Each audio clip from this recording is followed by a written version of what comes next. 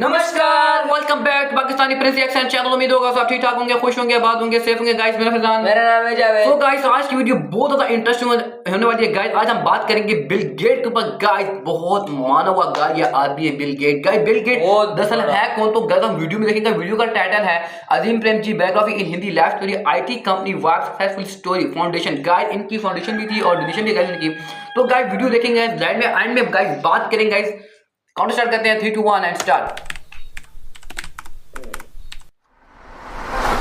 दोस्तों आज मैं बात करने जा रहा हूँ दुनिया के सबसे धनी व्यक्तियों में शामिल बिल गेट्स, भारत के बिल गेट्स कहे जाने वाले नंबर 3 पर है विप्रो लिमिटेड कंपनी के चेयरमैन अजीम प्रेमजी की, जो आज के समय में भारत के तीसरे और विश्व के 72वें सबसे धनी व्यक्ति हैं। अब तो गाइस मेरे दोस्तों अजीम प्रेमजी ने अपने पिता की तेल और साबुन बनाने वाली छोटी सी कंपनी को आज इस मुकाम पर ला खड़ा किया है, जिससे करीब 1,81,000 लोगों की रोजी रोटी चलती है।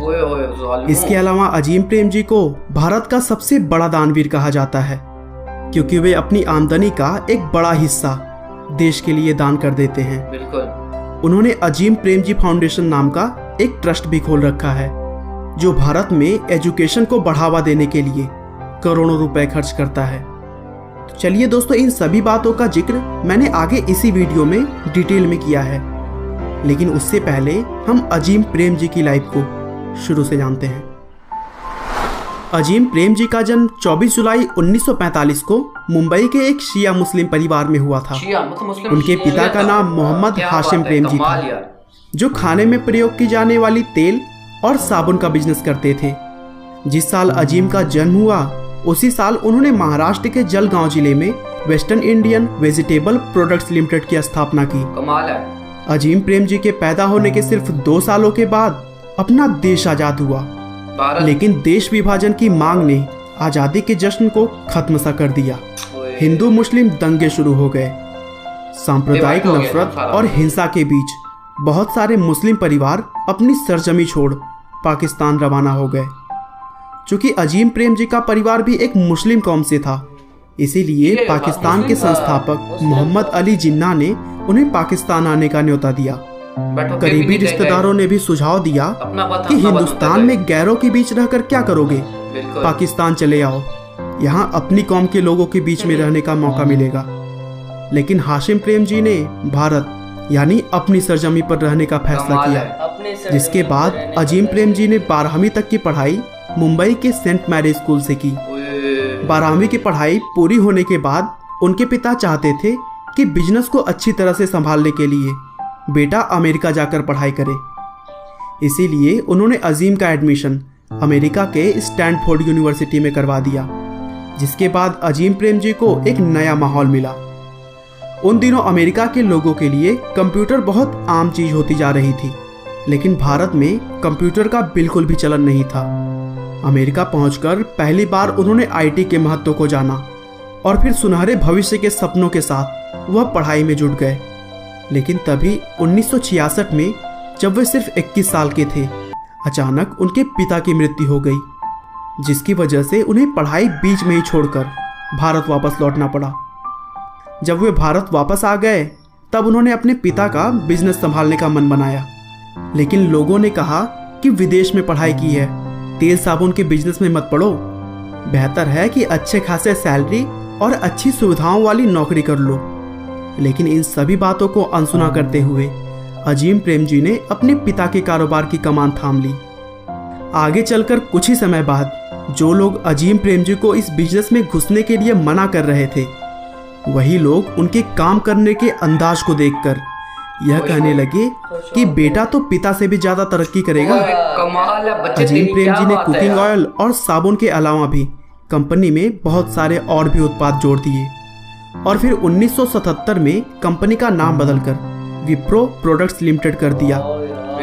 उन दिनों अपना देश आईटी के क्षेत्र में काफी पीछे था और अमेरिका से पढ़ाई करके आए अजीम प्रेमजी को इस क्षेत्र में एक अच्छा भविष्य नजर आ रहा था।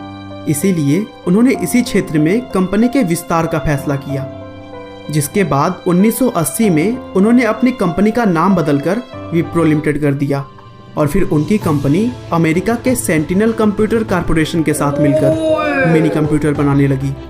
और फिर देखते ही देखते कारोबार बढ़ता चला गया और विप्रो देश की सबसे बड़ी कंपनी बन गई। यही कारण था कि 1999 से लेकर 2005 तक अजीम प्रेमजी भारत के सबसे धनी व्यक्ति रहे।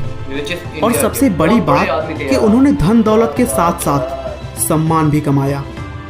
अपनी कंपनी के कर्मचारियों के लिए वह दुनिया के सबसे अच्छे बॉस तो आम लोगों के लिए सबसे अच्छे इंसान साबित हुए। 2001 में अजीम प्रेमजी ने अजीम प्रेमजी फाउंडेशन की स्थापना की। इसका मकसद गरीब और बेसहारा लोगों की मदद करना है। यह फाउंडेशन कई राज्यों में सरकार के साथ मिलकर शिक्षा के क्षेत्र में काम करता है। जून 2010 में दुनिया के दो सबसे बड़े दौलतमंद बिल गेट्स और वॉरेन बफेट ने द गिविंग प्लेज अभियान शुरू किया। यह अभियान दुनिया के अमीर लोगों को इस बात के लिए प्रेरित करता है कि वे अपनी संपत्ति का कुछ हिस्सा परोपकार पर खर्च करें। अजीम प्रेमजी इस अभियान में शामिल होने वाले पहले भारतीय बने।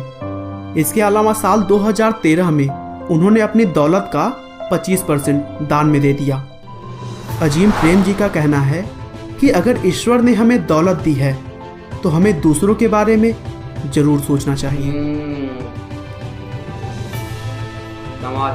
आपका बहुमूल्य समय देने के लिए बहुत बहुत धन्यवाद। इस वीडियो को लाइक करके आप हमारा मनोबल बढ़ा सकते हैं। यहाँ वीडियो खत्म करते हैं। गाइस बिल गेट जैसा इंसान दुनिया में गाइस आज तक ना पैदा हुआ ना जमेगा गाइस, क्योंकि गाइस अगर देखा जाए बिल गेट 1947 गाइस पैदा हुआ मुंबई में और गाइस इंडिया में ही पैदा हुआ था। गाइस देखिए जो शख्स इंडिया में पैदा हुआ तो अपना वतन छोड़ के पाकिस्तान तो ही जाएगा। पाकिस्तान तो गाइस वो बिल्कुल ठीक है, वो इंडियन मुस्लिम था, शिया था। तो गाइस अगर उसने गाइस इतनी तरक्की की गाइस स्कूल पढ़ के वो अमेरिका गया, अमेरिका से IT सीख के गाइस वो फिर अपना इंडिया आया। तो उसके बाद बहुत हो गए।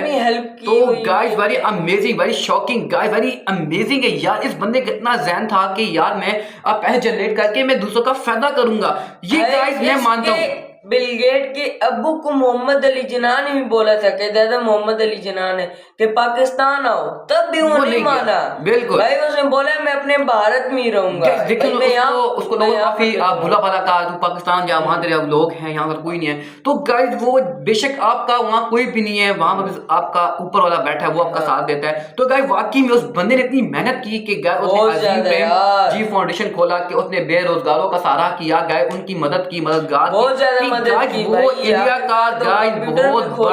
का बहुत बड़ा गाय वो माना हुआ बंदा था बिल गेट, जिसका गाय इतना अमीर बंदा कि गाय वो हर मुल्क खरीद सकता था, बट वो गाय पोर्टुगल में गाय वो नहीं जा सका।